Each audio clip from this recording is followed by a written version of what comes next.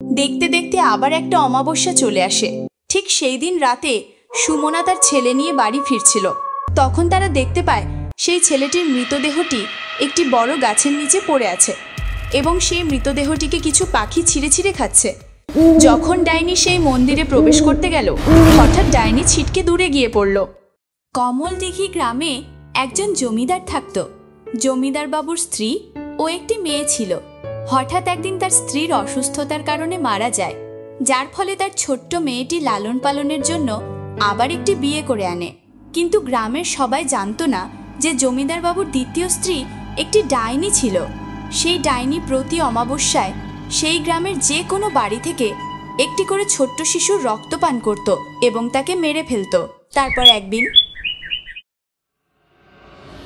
না না, আমি যাব না, আমি যাব না। মণিমা, বায়না করো না, আজ তোমার মা তোমাকে নিয়ে ঘুমোবে বলেছে।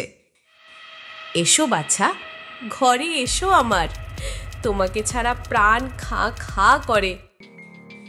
না না, আমি তোমার কাছে যাব না, তুমি আমার মা নও, তোমার কাছে যেতে আমার ভয় করে।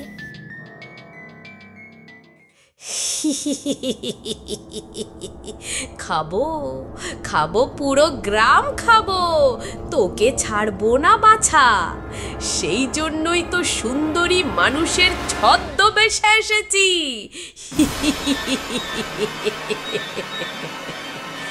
এইভাবে কিছুদিন কেটে যায়।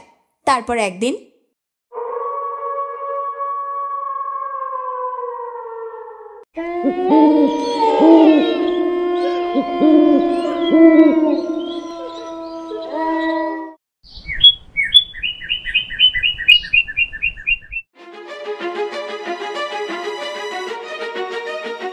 জমিদার বাবু আমাকে সাহায্য করেন।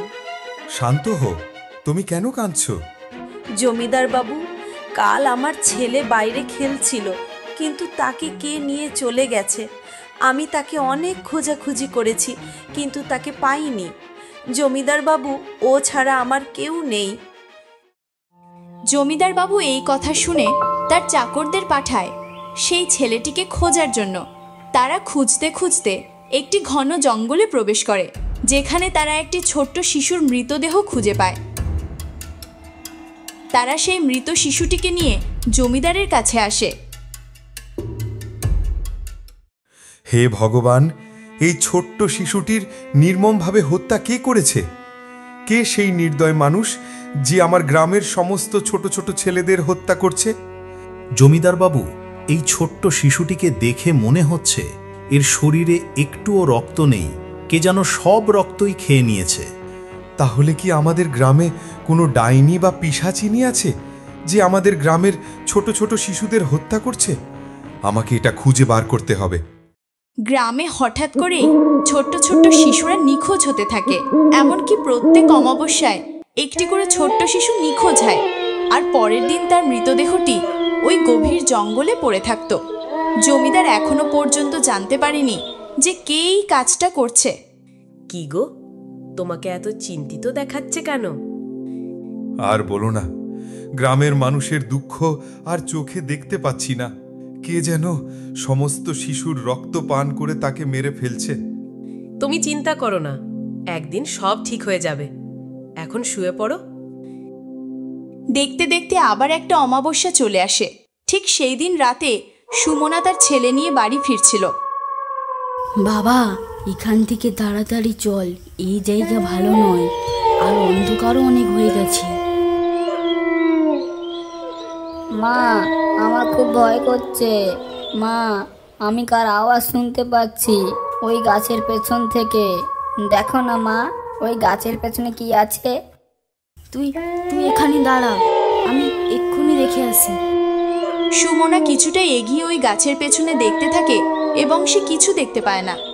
আরে, এখানে তো কেউ নেই, মনে হয় তুই ভুল দেখেছিস। চল এখন বাড়ি চল। সুমনা পিছন ঘুরতে চেয়ে দেখে তার ছেলে সেখানে নেই। তখন সে ভয় পেয়ে যায়। বালা, বালা তুই কোথায়? বালা তুই কোথায় চলে গেছিস? এক্ষুনি তো এখানেই ছিল। পরের দিন সকালে সুমনা কান্না করতে করতে জমিদারের কাছে যায়। এবং তাকে সমস্ত কথা খুলে বলে।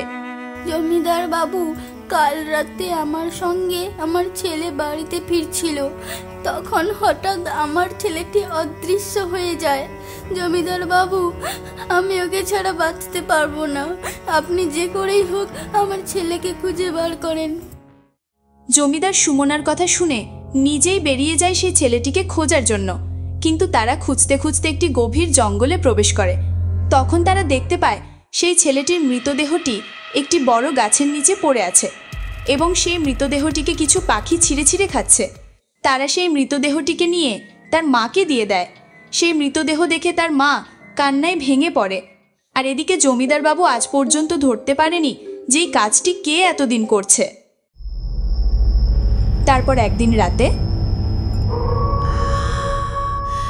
আজ তোকে আমি ছাড়বো না, আজ তোর শেষ দিন।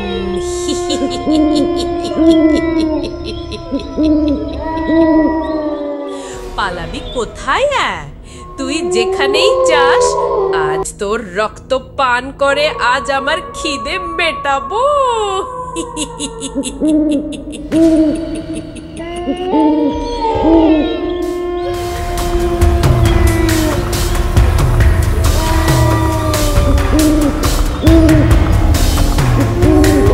তখন মনি ভয় দৌড়াতে দৌড়াতে একটি মন্দিরে প্রবেশ করলো। তার পেছনে পেছনে ডাইনি সেখানে হাজির হয়। যখন ডাইনি সেই মন্দিরে প্রবেশ করতে গেল, হঠাৎ ডাইনি ছিটকে দূরে গিয়ে পড়ল। কতদিন আর তুই এভাবে আমার হাত থেকে বাঁচবি? আজ নয় তো কাল তো তোকে আমি মেরে তোর রক্ত পান করব। এই বলে ডাইনি সেখান থেকে চলে যায়। তারপর মনি সেই মন্দিরে বসে বসে কাঁদছিল আর বলছিল, হে ভগবান, এ আমার মা নয়, এ হচ্ছে ডাইনি। তুমি এই ডাইনির হাত থেকে আমাদের রক্ষা করো ভগবান। তখন পাশে বসে থাকা একটি সাধু তাকে বলল, শোন মা, আমি তোর সমস্যা বুঝতে পেরেছি। তুই এক কাজ কর, এই মন্দিরের ভেতরে একটা আম পল্লব দেওয়া ঘট আছে, তুই সেটা নিয়ে আয়। এটা দিয়ে কি হবে সাধু বাবা? এই ঘটের জল তুই রাক্ষসীর উপর ছড়িয়ে দিবি, আর দেখবি ডাইনি সঙ্গে সঙ্গে হাওয়ায় মিলিন হয়ে যাবে। আর শোন, তুই যা করবি তোর বাবার সামনেই করবি। ঠিক আছে সাধু বাবা। মনি সেই আমপাল্লব ঘরটি নিয়ে তার বাবার কাছে যায়। এসো মা, এসো। তোমার হাতে ওটা কি মা? মনির হাতে ওই আমপল্লব ঘর দেখে ডাইনি খুব ভয় পেয়ে যায়। তাই তখন সে সেখান থেকে পালানোর চেষ্টা করে। আমি এখন চলি, হ্যাঁ, আমার অনেক কাজ পড়ে আছে। দাঁড়াও মা, এত তারা কিসের? এই না। দেখতে না দেখতেই সবার সামনে ডাইনি তার আসল রূপে চলে আসে।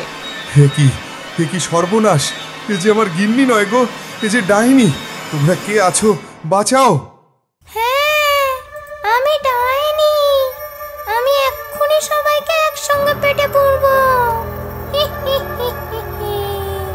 তখন মনি তার হাতের ঘর থেকে জল ডাইনির গায়ে ছুড়ে দেয়। দেখতে না দেখতেই ডাইনি সেখান থেকে অদৃশ্য হয়ে যায়। আমি মরে গেলাম গো, আমি তোদের কাউকে ছাড়বো না। মারে, তুই না থাকলে যে আমাদের কি অবস্থা হতো। তারপর থেকে আর কোনো অমাবস্যায় ছোট ছোট শিশুর প্রাণ যেত না। তোমরা কি কার্টুন ভিডিও ভালোবাসো? তাহলে তোমার নাম এবং বয়স কমেন্টে জানাও। আমরা লাকি ড্রয়ের মাধ্যমে তোমার নাম দিয়ে নতুন কার্টুন ভিডিও তৈরি করব। আর আমাদের এই কেসি টুনস বাংলা চ্যানেলটিকে সাবস্ক্রাইব করে নিন।